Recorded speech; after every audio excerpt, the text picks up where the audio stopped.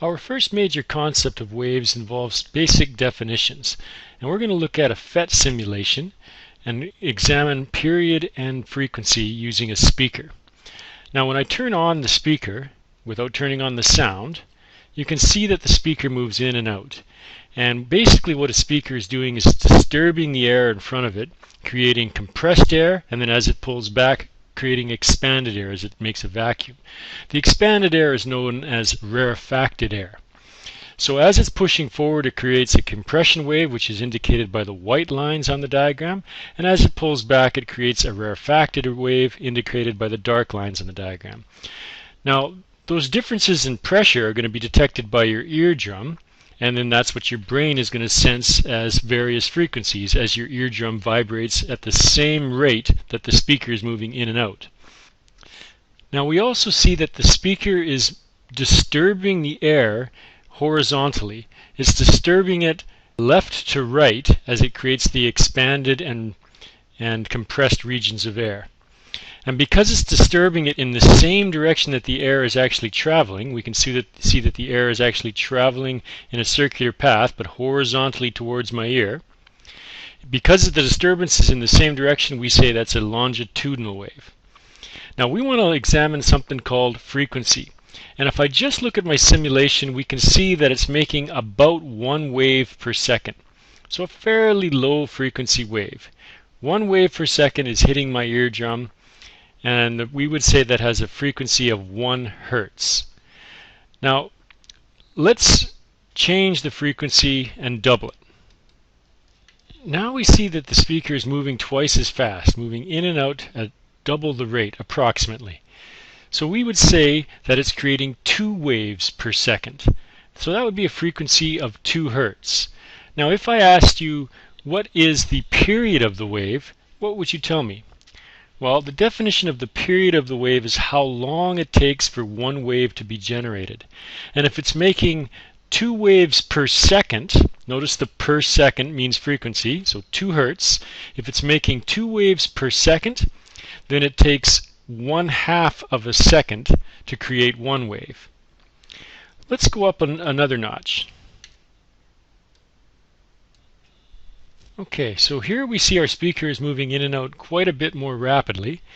And let's imagine it's making 4 waves per second. We could easily measure it by timing how long it takes this speaker to go in and out.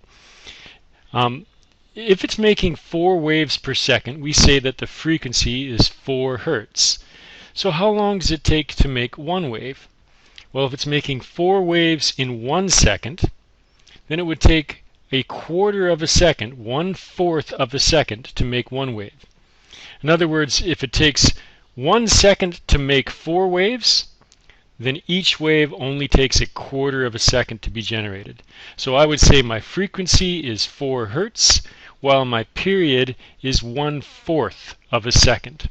And we can see right away the relationship is very, very simple. Frequency is related to the period by the inverse. Now let's use the sim to see what frequency and amplitude actually mean.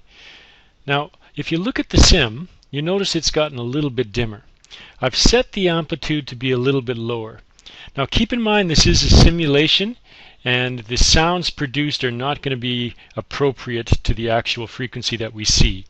So don't worry about that. All we're worried about is what the effects of changing the frequency and changing the amplitude are. So this simulation mathematically will not work out. Just keep that in mind. But conceptually it will. So let's try it out. If I turn on the audio at this low amplitude, you should be able to barely hear that low-pitched wave. Notice that the speaker is barely moving in and out. So the disturbance from trough to crest is quite small. If I increase the disturbance and get the speaker moving in and out further, but still maintaining the same rate, notice now when it hits my ear it's a little louder. And that's because the extremes are bigger. There's higher pressure when it's compressed and lower pressure when it's rarefacted, because it's traveling a greater distance, that speaker. If I really crank it up, you see that it gets really dark. and louder. So the amplitude in a sound wave only affects the loudness. The bigger the disturbance, the louder the wave's going to be. Now let's have a look at frequency. So right now it's a fairly low frequency wave. Very few waves are being generated per second. If I increase the frequency, watch what happens to the sound. So now I'm making many waves per second, and when it hits my ear, the pitch goes up. So many waves per second, high frequency sound is higher pitched, while low frequency sound is lower pitched.